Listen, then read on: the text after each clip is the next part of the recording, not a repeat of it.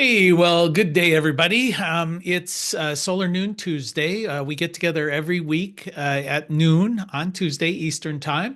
I'm Jay Warmke with Solar PV Training, and basically the agenda of this meeting, if you're new to this, is I try and do a brief recap of what's happening in the world of solar. I find it helpful to review this every week, and hopefully you do too, just to see that you haven't missed any important development there.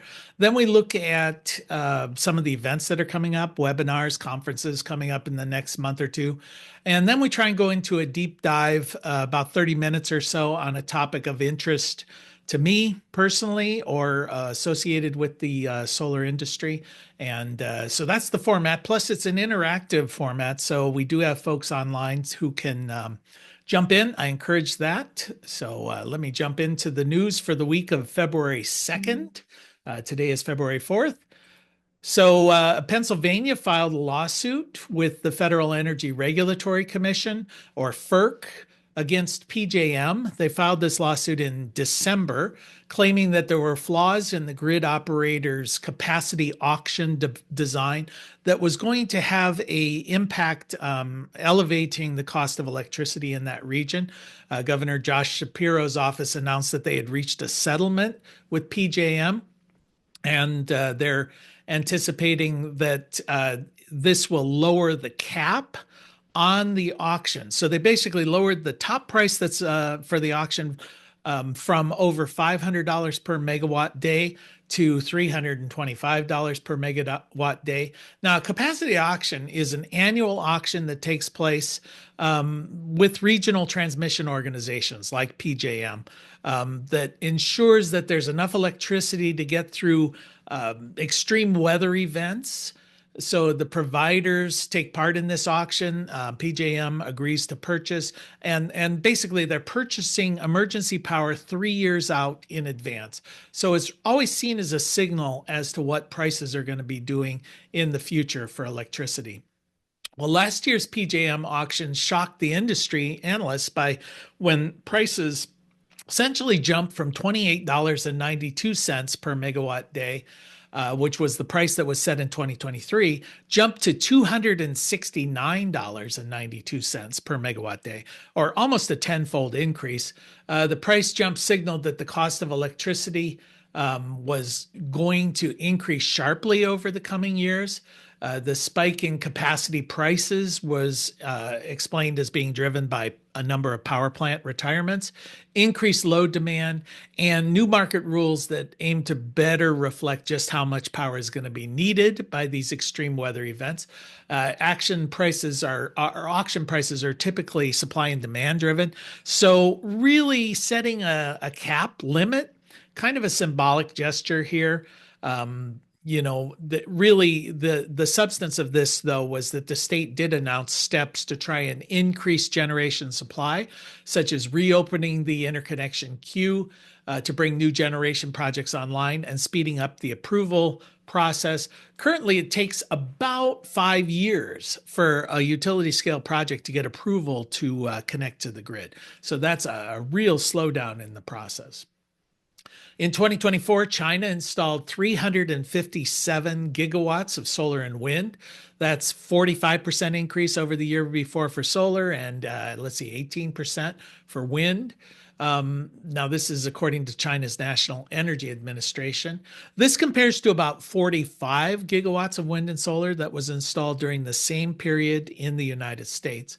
Now, China surpassed its goal that it set 5 years ago of reaching 1,200 gigawatts from renewable energy by 2030. So they got there about 6 years early. China's wind and solar capacity has really escalated since about 2009 when they built their first solar farm. Between 2000 and 2023, China's annual electric consumption has increased about sevenfold over the last 2 decades.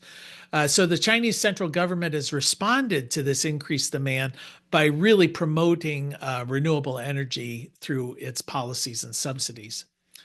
In 2024, wind and solar overtook coal in China as the leading source of electric generation, providing 38.4% of the nation's power, compared to 38.1% from coal. Hydro provides about 14%, nuclear about 2%. The remainder comes from other sources like biomass, geothermal, natural gas, and oil. China's further cementing its position as the global leader in renewable development. They've got 180 gigawatts of utility scale solar and 159 gigawatts of wind power already under construction, according to new data released by Global Energy Monitor. Now, this total under construction is more than twice the capacity that's under construction by the rest of the world combined. So quite a significant amount of activity going on there in China. In fact, I read on a related article that a lot of analysts feel that China has now sort of hit peak emissions, peak carbon emissions, and really the consensus is as China goes, so goes the rest of the world, because the U.S. and Europe have kind of met that already. China was the last one to meet it. So we're seeing that just through the sheer economics of renewables, we're kind of at that apex on carbon emissions, hopefully. Several executive orders issued by President Trump in his first 2 weeks of his second term have impacted clean energy. These include a 6-month pause on offshore wind development in federal waters, as well as a pause on funding for certain Inflation Reduction Act and Infrastructure Act grants, and a freeze on all federal grants and loans. Now, there's been some reversal on this, which I'll touch on here. But many clean energy developers have paused their projects while they're waiting to see what's going to happen in all of this, according to Utility Dive magazine. But they also pointed out that a lot of developers are sort of going full speed ahead. In fact, lawyers for those developers have noted that most of these grants are only going to impact the organizations that are in the process of getting permitting. That if you've already been awarded this, it probably will not impact. At least that's their hope. That's what they're going with. Now, Trump's blanket freeze on federal loans and grants was rescinded last week, but then clarifying statements by White House Press Secretary Carolyn Leavitt kind of confused the matter. So people are still not quite sure what's going on there. Industry analysts noted that the incentive programs that are in there for renewable energy were passed by the Congress, and their lawyers are arguing that any of these things passed by the Congress can only be rescinded by the Congress. They could not be rescinded through executive order. We'll see how that plays out. China's electric vehicle industry has reached a new milestone. In 2024, it was the 10th year in a row that China was on top of EV production as well as sales records worldwide. EV sales in China rose roughly 40% compared to the previous year, according to Euronews. And that steep rise was due in large part due to government subsidies and incentives that the Chinese government pays to EV makers. EVs made up 40.9% of the total new vehicle sales in China, according to the China Association of Automobile Manufacturers. That's up about 9.3% from the year before. Global scale sales of EVs topped more than 14 million in 2023, and 18% of all of the cars sold are currently electric, according to the International Energy Agency. China now claims 3 of the world's top 10 EV manufacturers, but you're not going to see many of these cars in the US or Europe because both of those countries, well, Europe is not country, but they've recently imposed hefty tariffs on EVs made by Chinese companies. The world's leading manufacturer of EVs is the Chinese company BYD, which, according to the latest figures released by EV Volumes, they produced over 3 million vehicles in 2023.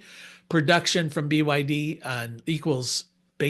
nearly equals the next three largest EV manufacturers combined, which include second-ranked Tesla, followed by Volkswagen and General Motors. So that is the news from the solar industry for this week. Does anybody have anything they want to add into that mix as we move forward, anything come across your desk or any comments you have on what that? I'll give you just a moment. Right. Everybody's being shy. So we'll jump Jay, in. Yeah.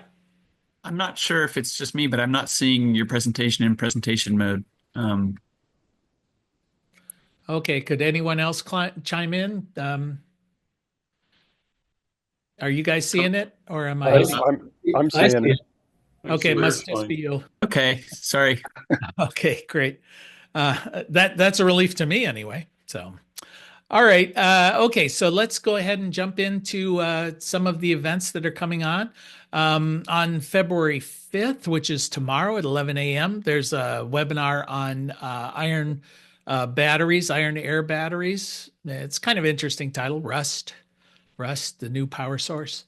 Then February 11th, optimizing solar system design at noon. And I was trying to remind everybody that we're not really going to give you the links for this. If you need them, you can send me an email at j@pv solarpvtraining.com.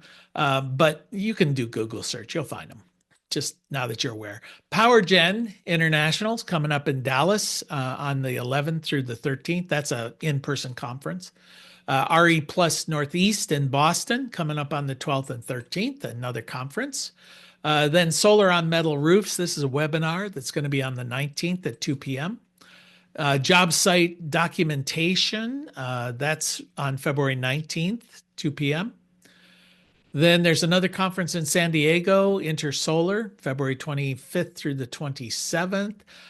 This webinar from Solar Power World on hail, the impact on solar panels. That's the 26th at 2. And then NABCEP conference in Reno coming up in March. And I've been giving this a little advance play because it typically sells out. So if you're interested in going there as an installer, you might want to go ahead and get registered early. And then, of course, our shameless plug for our programs. We have online, we have some in person classes. I've got a hybrid class coming up here in a couple of weeks where we go through it for certification in solar. So check that out at solarpvtraining.com. And then, of course, our textbooks and all of that are available. Yeah, that's enough of that. So, all right. So those are the events that came across my desk. Anybody, again, I'll give you guys an option to jump in there. You got anything? Oh, let's see. I want to see there was a fella from a university had a class. I had invited him to plug it. This would be a good time if you're online. Um, Apparently not. Give him that opportunity. Snooze, you lose, right? Okay, so let's go ahead and jump into the topic for the day. And this one's one that I've been thinking about here for a while, and I just thought this was a good opportunity to jump into it. All of us have our own prejudices about different technologies and different, the rightness and wrongness of different things. But there's been a lot of in the news recently about the tech, the data centers, the huge amount of electricity that they're going to require. And some of the tech bros, are starting to talk about nuclear. And every so often, I've been teaching renewable energy for a good long while now. Every so often, nuclear raises its head again. And people start kind of going, you know what? Not a bad idea. Um, and so I thought I would address it. I just thought, okay, I'm prejudiced against it. Um, so let me see if that's something that is really, I wanted to back it up with some research. So this gave me an excuse.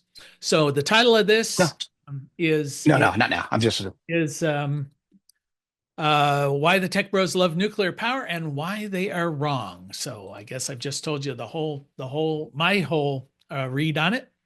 So anyway, give you a little bit of history on the nuclear industry here in the United States, just backing it up a bit. Relatively new industry, really the first reactor, 1951, Idaho Falls. So the industry began in the 50s, kind of blossomed in the 60s, 70s, kind of peaked in the 80s, and as you'll see, going downhill since. Here in the US, We can see that the construction, there are 440 reactors worldwide, and produces about 9% of all of the electricity worldwide. And as you can see, the 70s jumping up there, the 80s, up into the 90s, obviously West and Central Europe. I think a lot of that activity, that growth there. North America, not so much. We kind of peaked earlier, but I know France went all in on nuclear, so that's driving a lot of that there. But you can pretty much see that from about the year 2000 to present day. So the last couple of decades, we've really been at kind of a holding pattern. Hasn't really grown for a lot of different reasons. So where are these nuclear reactors located worldwide?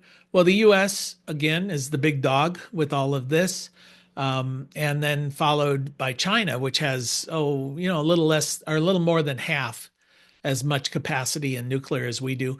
And as I mentioned, France went all in on nuclear, Russia, and then South Korea. Pretty much everybody else is kind of also ran. So those five, US, China, France, Russia, and South Korea, those are the dominant nuclear players there. So why is there all of a sudden this interest in nuclear again? And we see these articles. In fact, one of the articles that caused a lot of discussion in the industry is, I think it was Microsoft is in talks about reopening 3 Mile Island, using that as a power source for some of the data centers. So the reason for this, and I know we've talked about this in past sessions, but it's hard for me to get my head around it. And I really feel like there's this looming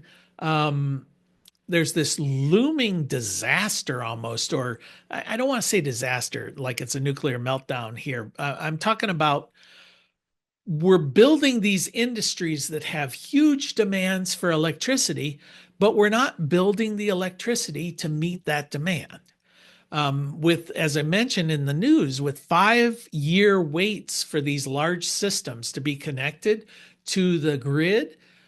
Just look at this diagram here. This is from industry forecasters, and this is considered a relatively realistic projection. Well, you're looking at energy forecasting, really from the IT industry, jumping to as high as almost 21% of total electric demand. But you've got some things like just wired and wireless networks use a lot of power.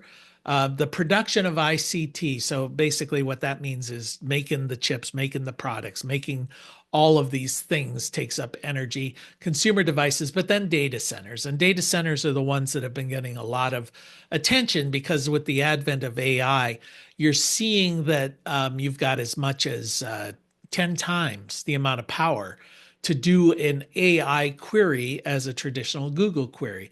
So if we're looking, and if you look at these numbers here, this projection is saying that you're talking about 9 terawatt hours. I mean, that's a lot of power. We're really, right now we're in 2024, 2025. I'll get the right year here. We're looking at doubling, within just 5 years. We're not ready for that. The supply is not keeping up with that. And this doesn't even include EVs or cryptocurrency. Currently to manufacture a Bitcoin, I read somewhere it takes $40,000 worth of electricity to run the algorithms to create one Bitcoin. So on average, obviously it's mining, so it may be faster, maybe it's slower. But if you just look at this projection from EIA, we're seeing this slow growth of supply, and we're seeing a transition from fossil fuels to renewables in a very slow, kind of consistent, kind of orderly pattern. But when we see the demand curves, we're really seeing a hockey stick kind of curve. And this is meeting projections that are more in line with our last 2 decades. Our last 2 decades, we've seen that the demand for electricity has been pretty slow and steady. Really, almost no growth. All of the growth in demand has been offset by savings and efficiencies. So from 2000 to 2020, we've been looking at a pretty flat demand curve here. And Now we're about to enter into this hockey stick curve where it just shoots through the roof, but our generation is not going to keep pace. Uh, and and as we see in that auction there in Pennsylvania or PJM, where there's a tenfold increase in the futures price on electricity. And they're blaming the fact that we're shutting down a lot of coal power plants, which we are. We're shutting down nuclear power plants, which we are. And we're shutting down natural gas power plants. All of these things are happening because it's an aging fleet of generation facilities and it is not economical to run them. Well, that's fine, but you got to be building stuff in its place. And if it takes 5 years from the time you've decided to build a project to the time it gets approval to connect, and we're looking at the demand for electricity doubling over the next 5 years, that's a problem.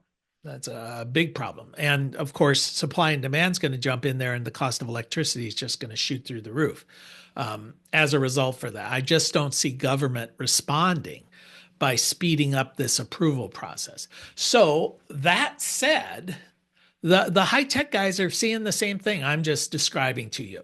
We've got a system that's essentially broken, and we've got a demand curve that's going to go through the roof. How are we going to address this? So they look at it and they go, nuclear, man.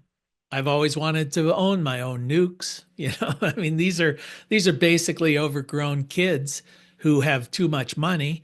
They're already building rocket ships shaped like, you know, their fantasy. So, these guys are not necessarily the most stable individuals. But so they're saying, okay, nuclear is clean. Yeah, it's had its problems in the past. All you really need is a lot of money and a lot of technical savvy, and we can tame that beast. And guess who's the guy who has the money and the technical savvy? That's yours truly. So this is their perception.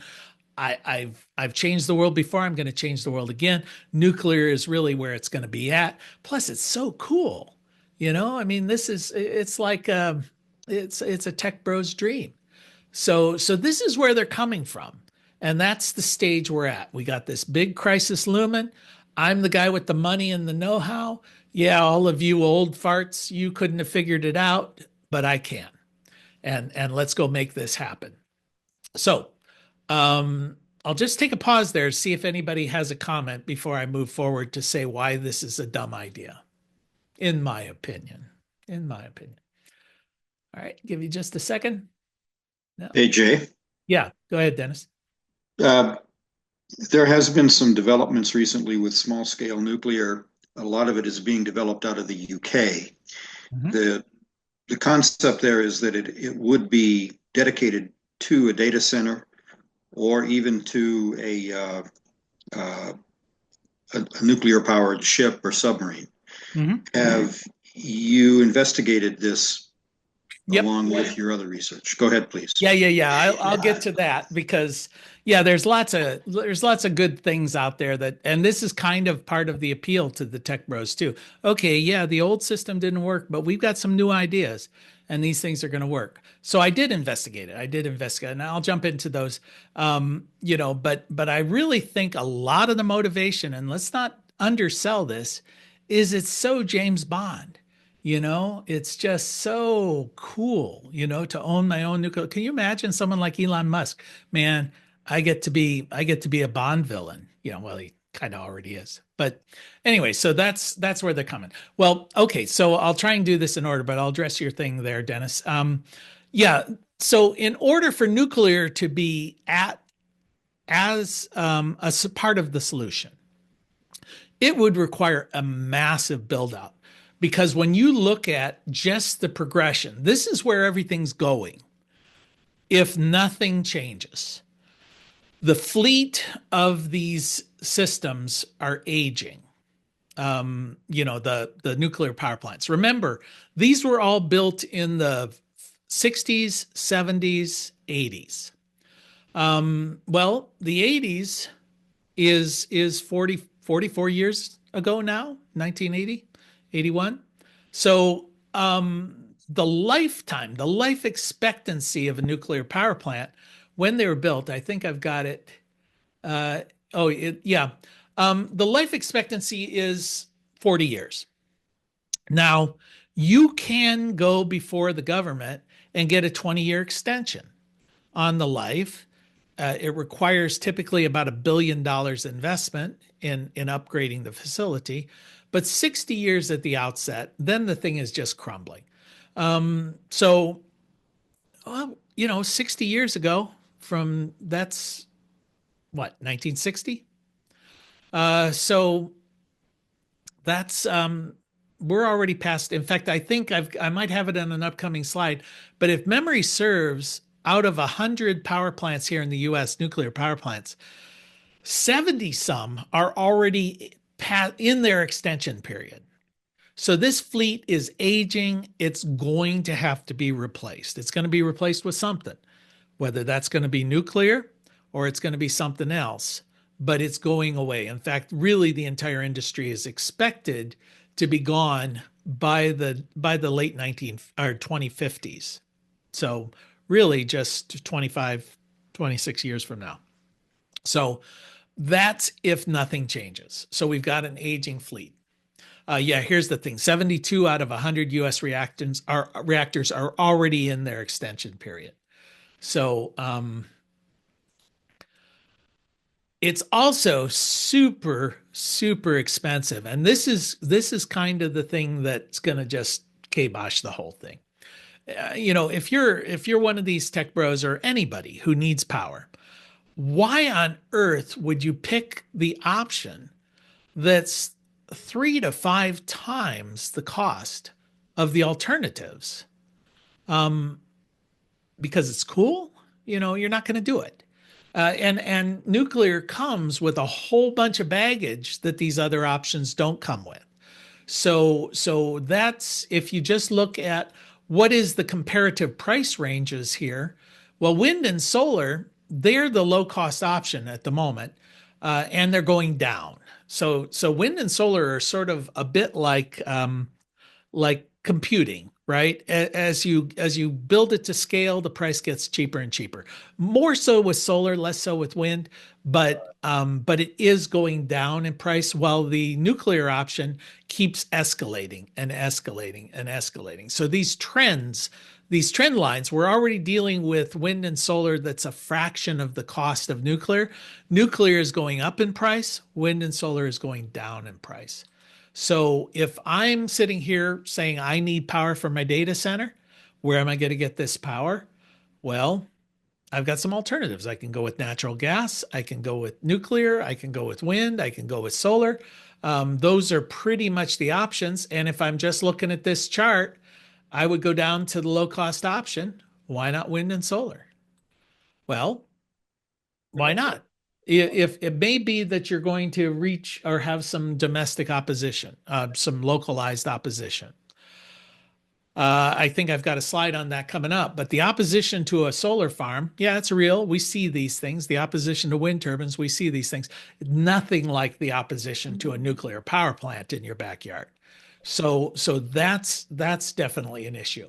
Then you talk about how long does it take to build one of these things? Now, this doesn't even take into account how long it gets permission to build this thing. The average now for a nuclear reactor is 10 years. So from the time you've decided to pull the trigger on this to the time that it can begin to generate electricity, you're lucky if that's a decade from now. The problem is in the next 5 years.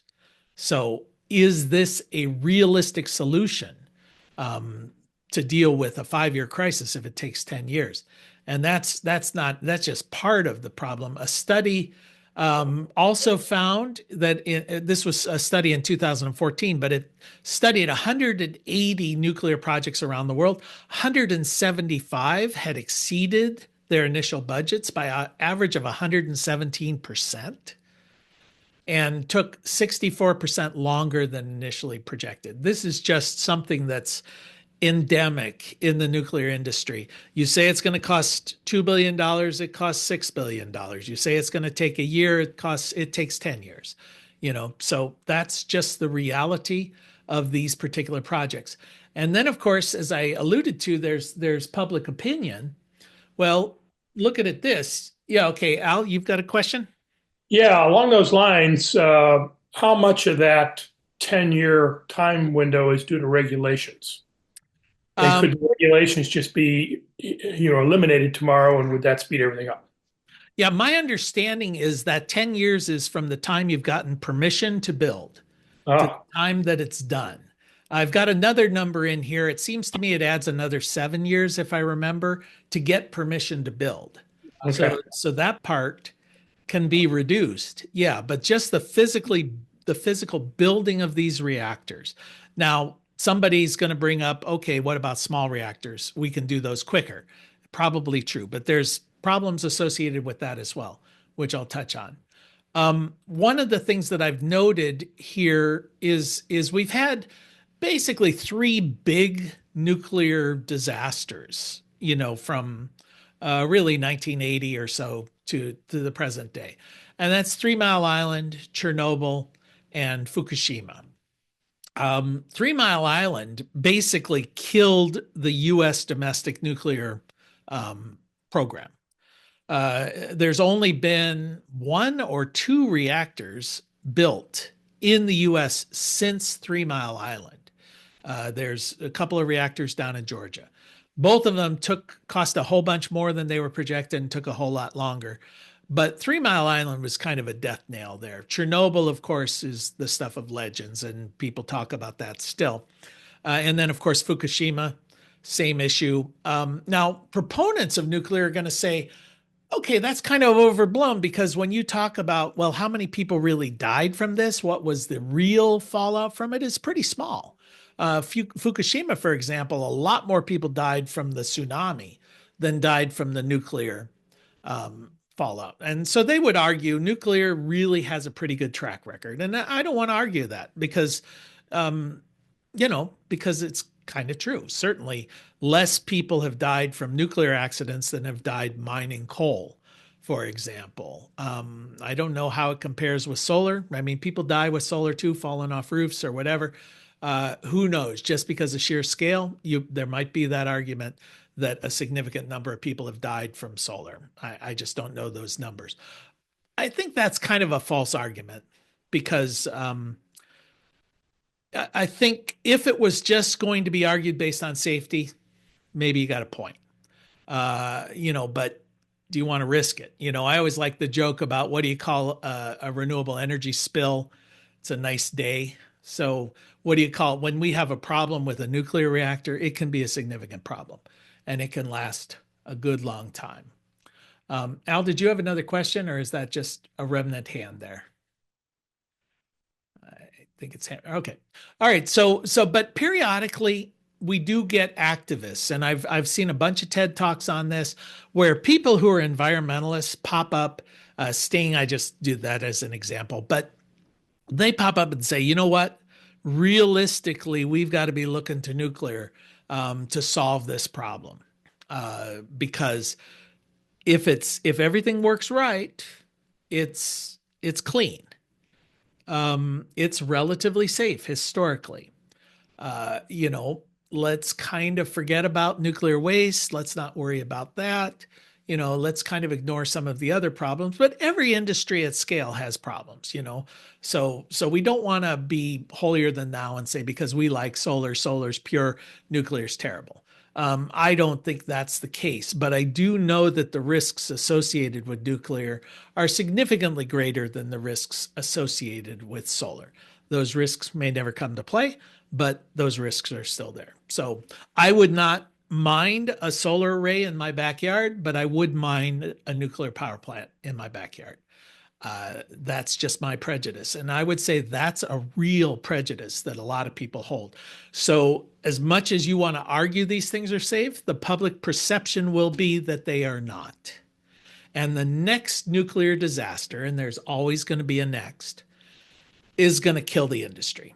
So, are you going to invest, all of this time, all of this money, and then you have something happen in some remote corner of the world? And then everybody just says, nope, time to give up on nuclear. So I just think the risks are too great for these guys to take on for that reason. It is a dying industry. You just have to understand this is a technology. It's like coal. Coal is a dying industry. Nuclear is a dying industry. But it's a lot like riding the back of a tiger. It's hard to get off. It costs so much more to shut down a nuclear power plant than it does to build a new one. So these are issues we've got to deal with. It's going to happen. These things are going to get shut down. We're already seeing that the high point for nuclear was 96, when 17.5% of all electricity was generated from nuclear. Now we're down to around 9%. It's fading. And as I pointed out in a previous slide, by the end of the 2050s, going to be gone. There may be specific applications. All right, so speaking of that specific applications, what about small nuclear? SMRs, I think they call them small modular reactors. These things, the argument is they're smaller, they're safer, they're more affordable, they're more versatile. You can have a little tiny reactor about the size of they were even talking like it looks like an A-frame. Well, I don't know about that. But the problem is they're not. They're more expensive per kilowatt hour generated than even the nuclear at a larger scale. And nuclear at a larger scale is 5 times more expensive than per kilowatt than energy generated through wind or solar. So now you're talking about factors of 6, 7 times the cost. Well, why would you do it? Again, it's that old thing, I guess Biden used to say, don't compare me to the almighty, compare me to the alternative. Well, why would I spend that money on nuclear that I wouldn't spend on solar when I can get by? All I want is electricity. So there's still a risk of an accident. There's, of course, weapons associated with it. Whether that's a reality, I don't know. You have problems with waste. These small reactors actually generate more waste per kilowatt hour than the larger reactors. And all of the articles that I read keep saying this technology is 10 years in the future. There's a lot of buzz, a lot of people talking about it, but it's 10 years in the future. Yeah. So as a power generating station, these things are not there. In fact, I think I've got one. That might be a different one. The other technology, because I've heard this a lot too. Nuclear waste is a problem. Well, they've come up with these nuclear reactors that actually run off nuclear waste. So let's use that waste in these nuclear reactors. We solve 2 problems. We're generating electricity. We're cleaning up the waste. Life is great. Again, it's at the moment phantomware. It's a concept, and maybe that concept will play out, but it's not here yet. The one that generated most of the buzz, it was given approval in 2020. At least that's what the article said. 2 years for permitting is what they projected. 1 year to build this unit. So I was looking up, I read the article, and I was like, hey, this is great. So as of today, this thing should be existing and functioning, right? Based on the article that was written in 2020.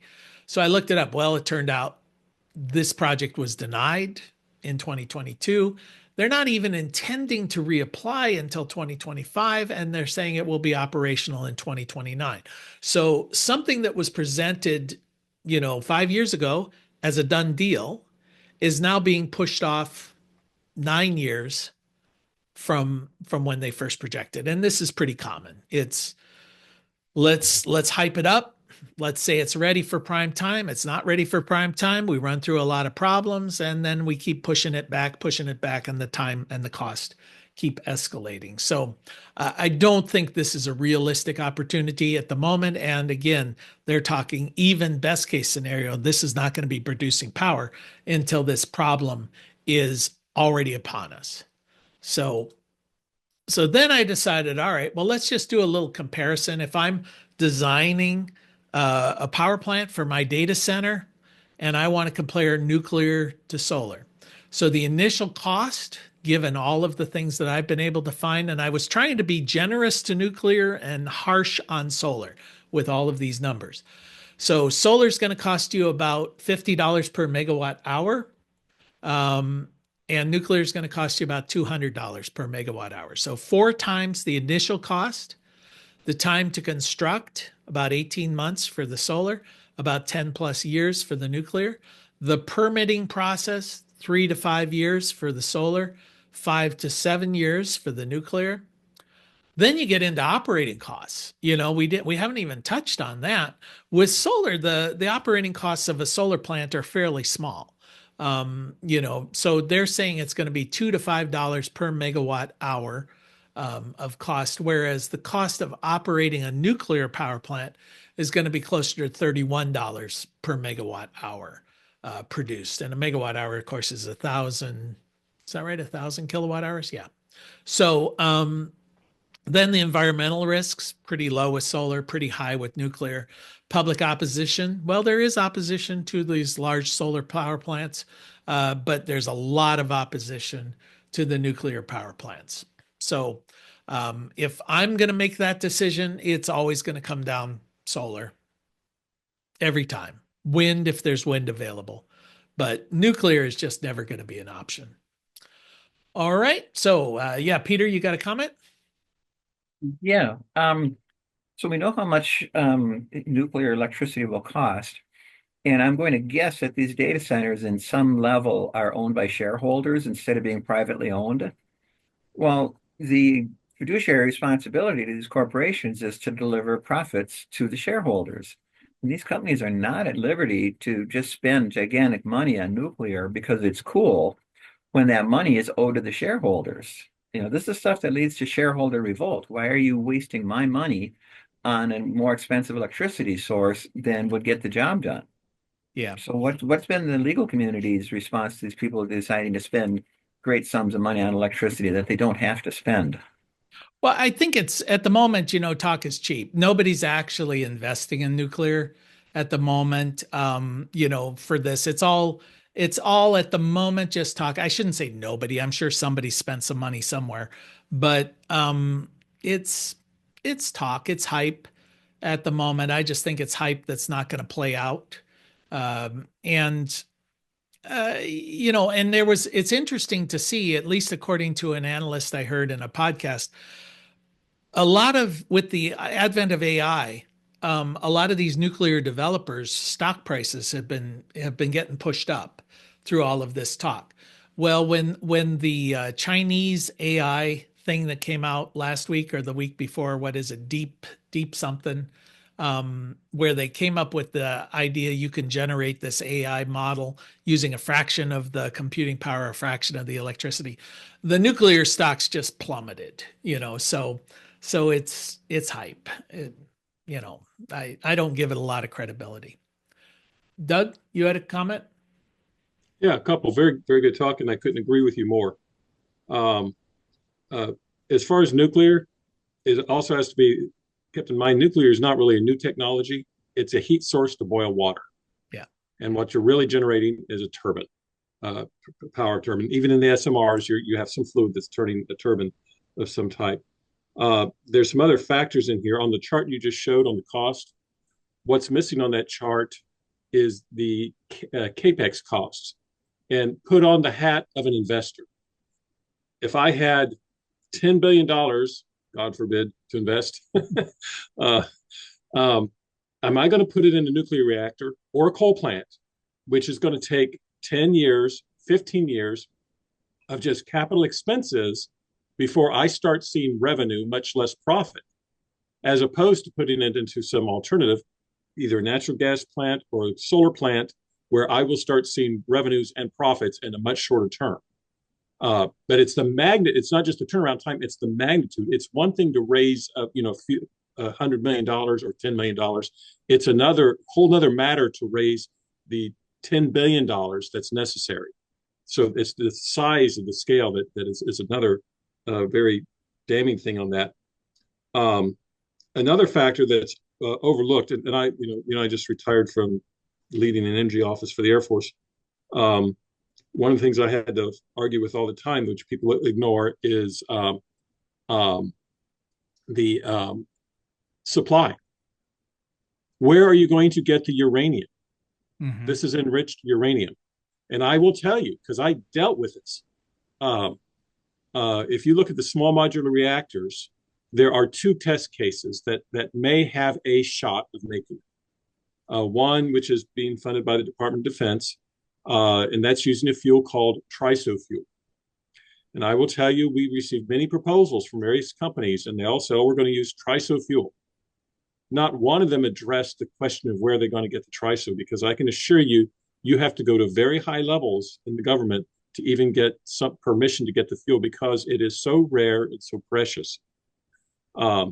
It's the fuel itself there. So if you were actually going to go nuclear, in addition to building the reactors, there has to be a multi on the order of $10 billion to $100 billion build out of capability to produce the fuel, which in itself will take another 5 or 10 years, whether you're going to use centrifuges or what have you.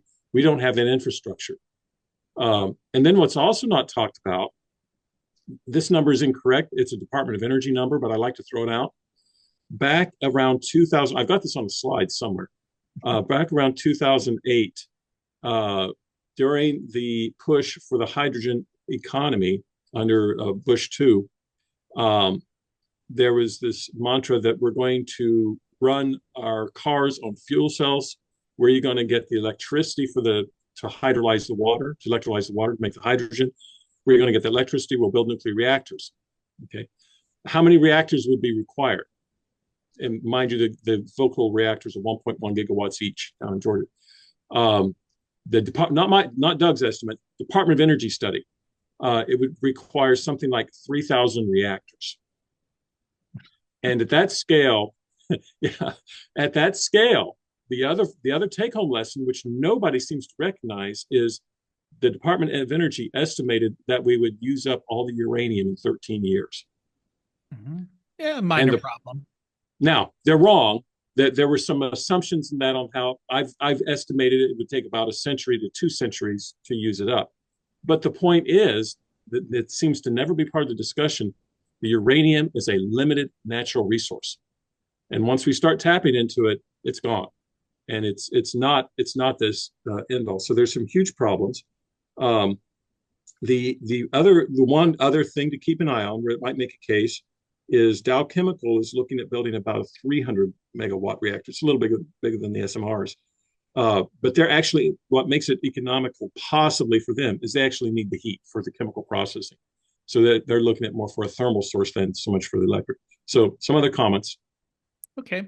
All right. Well, that's great. I appreciate it, Doug, because it's nice to hear from people who agree with me, who are smarter than I am. So that's always helpful. I would say that one way that I suspect, because we're kind of painting a gloom and doom process here. We're saying we're going to have this problem. The problem is rapidly approaching. The solution that's being proposed by some of the tech bros here with nuclear is just a dumb thing, and it's never going to pan out. Nobody's investing in it anyway. So how are we going to deal with this? How can you address the fact that government is taking 5 years to give you permission to connect to the grid? I suspect we're going to start to see a lot of these utility scale systems essentially behind the meter, where you're going to say, I don't need protection or the requirement, I don't need permission to connect to the grid, because I'm going to use all the power. The same kind of, just think of it as a super huge rooftop solar system.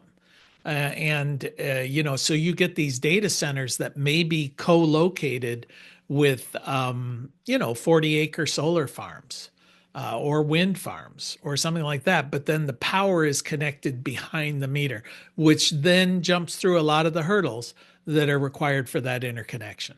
So if I were the tech bros, I'd be looking at that as an opportunity or an option, basically the advent of microgrids, as opposed to, thinking nuclear. Because nuclear, there's a reason why 95% of all of the power plants that are scheduled to be connected to the grid over the next 5 years are wind and solar. And the other five are natural gas. So no nuclear, nothing there. So if you're not even in the queue, the rest of it is just jabber. It's just something to talk up or to chase a government grant. There's money out there. Somebody will give you $1 billion to study something. So, all right. Any parting comments before we call it a day here? Give you one last shot. Yes. Yes. Go ahead. I don't know. I was hearing recently that the windmills out in the oceans and stuff there's some recognition of chemical leakage or leakage from the paint, the metal that's in the water and stuff like that. Is that have you heard about that at all? And is anything being done about it? No, Or that's talked a about? new one. That's a new one for me. Okay. I don't want to say that it doesn't happen. I mean, Right. obviously, whenever you put something out in the water, but I couldn't imagine it's worse than a boat, that's floating Right. in the water. I think that offshore wind has its own set of problems. It's expensive and it's in a very harsh environment. So there's a lot of maintenance there that's involved, but in some places it works very, very well. In other places, it doesn't work well at all. The US hasn't really developed an offshore wind industry yet. There's some talk off the Atlantic coast, but there have been a few permittings, but this current president is probably going to hold those things up. It's not a big deal in the overall scheme of things unless you're an offshore wind developer, and then I'm sure it's causing you heartache. Onshore wind has a lot more promise. Some offshore in the Great Lakes might have some good promise. That's a freshwater environment, a little less harsh. But it's the same kind of thing. My guess is that this is hype like we hear with solar farms, where these solar farms are leaching chemicals into the soils, specifically cadmium and arsenic. There is a grain of truth to that, but it pales in comparison with the cadmium and arsenic that's in fertilizers and pesticides. You might get a teaspoon of it coming from a solar farm and a gallon of it per acre coming from your local pesticide. So it's a false narrative. They're just distraction. It's a distraction. So, And that's I what I was always, expecting. yeah, I That always was want kind of, to, I didn't want them to use that as some excuse to halt it, is because they're looking for a reason for yeah, oh yeah. stopping any renewable energy project besides oil. Yeah, well, we've seen certain politicians claim that the wind turbines off of the shore, the Atlantic coast, are killing whales. Problem is they haven't been built yet. So that's a problem. Secondly, really, that's it, Yeah. it just doesn't make any logical sense. So yeah, people can say whatever they say, and there's a lot of folks who believe them. So but it's a problem that we're going to have to deal with. Every single technology has externalities that we have to deal with.